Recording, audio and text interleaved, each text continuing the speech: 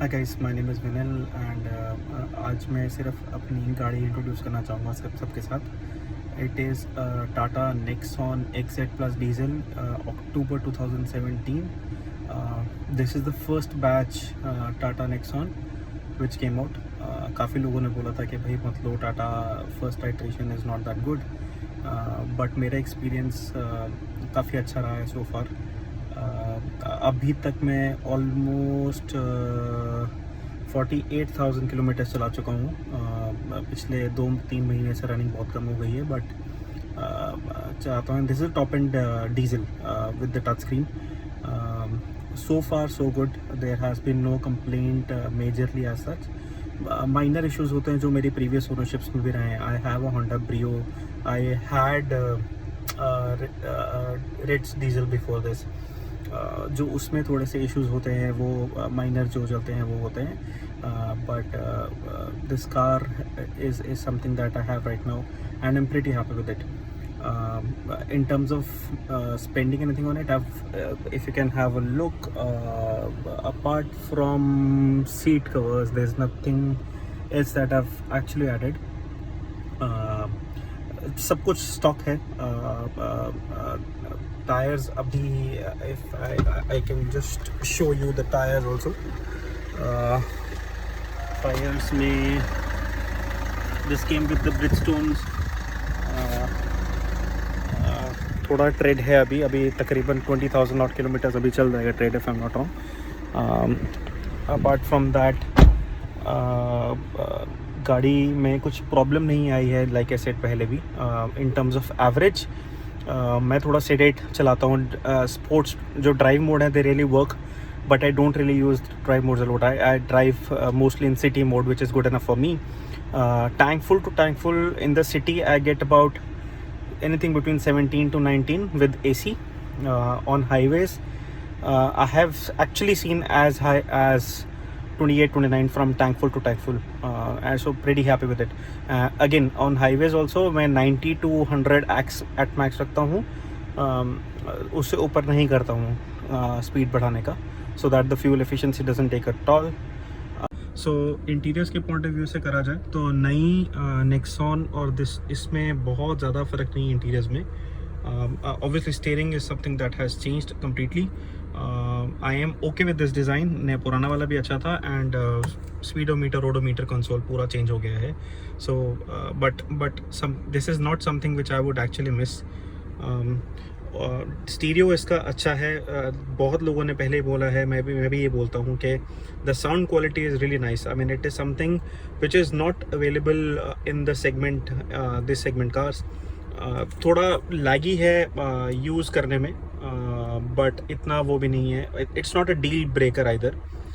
जो इनका नया आता है, जो अल्ट्रोज और नेक्सॉन में आता है, I am not very sure वो रिस्पॉन्सिवनेस में कितना अच्छा है, बट वो है, ये ठीक है. एंड मैंने इस पर एक फिल्म लगा रखी है शुरू से, प्रोटेक्शन फिल्मिंग टाइप से, तो स्क्रीन क्लैरिटी थोड़ी अभी कम दिख रही होगी, बट अदरवाइज स्क्रीन क्लैरिटी ठीक है. इसका ये बहुत एक मतलब ये जो इसके नॉब्स होते हैं जो एसी डायरेक्शन वाले, ये बहुत वीक आते हैं. पहले मेरा उस कॉर्नर का टूट गया था, अभी थोड़े दिन पहले मेरा इसका टूट गया है, तो ये चेंज कराऊंगा.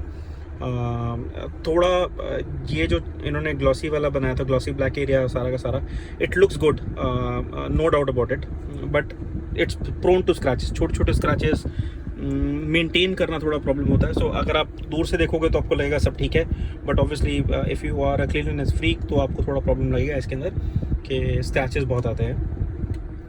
एंड माइंड इट, मतलब मैंने अपनी तरफ से माइक्रोफाइबर क्लॉथ के साथ सफाई करता हूँ, but still this ends up getting soiled at times.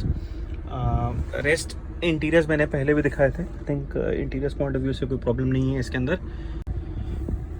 इस कार का फुटवेल मुझे थोड़ा छोटा लगता है अभी भी, although I been using this car for almost 2 years, अब तो आदत हो गई है, बट अदरवाइज जो डेड पेडल है और जो क्लच है उसके अंदर जब मैं यूज़ करना चाहता हूँ तो कई बारी फॉइल करता है. Thick A pillar is something जो बहुत रेयरली अब आदत हो गई है, बट कभी कभी लगता है कि अगर ये थोड़ा बेटर डिज़ाइंड होता तो it would have been better. Apart from that एक इशू जो मुझे लगता है इसमें, इन्होंने सेंटर कंसोल में सिर्फ यहाँ पर लाइट दी है, विच इज़ स्लाइटली लेसर। रात के टाइम अगर पीछे वाले लोगों को लाइट चाहिए होती है तो वो कम पड़ती है। So ideally if they would have given something in the centre, that would have been better, but this version of the car comes with rear blowers and not AC, and but इसमें पीछे वो charger है, charging point है जो बाकियों में अब नहीं आता है। So I have a Maruti Suzuki Alto K10 at home, Honda Brio, which is ये दोनों हमारे घर में secondary cars हैं। One of them is my primary driver, used by my wife. The other one is used as a backup car at times. These are the three main cars that we have at home. Nexon undoubtedly is the one which is used the most. I have owned this car for almost like 2.5 years now. Ownership point of view से this car has been fairly good.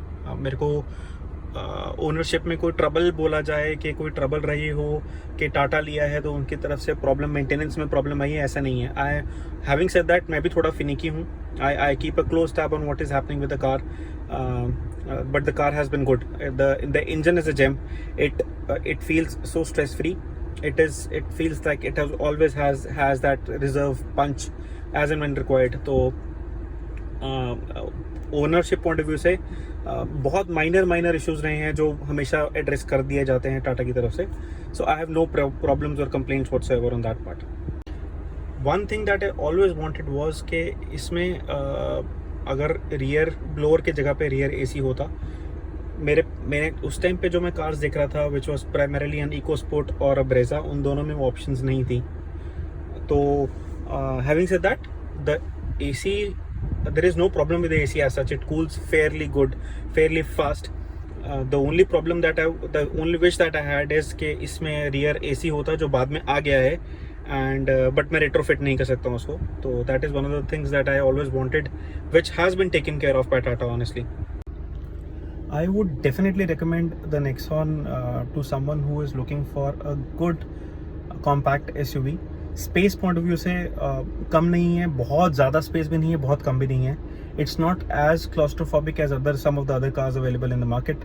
Eco sport on the other hand मुझे थोड़ा बहुत मतलब I think honestly एक EcoSport when it comes to diesel, EcoSport and Nexon go neck to neck, and it's more of a personal preference.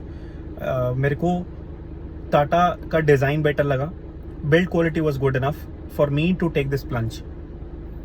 I would definitely recommend this car.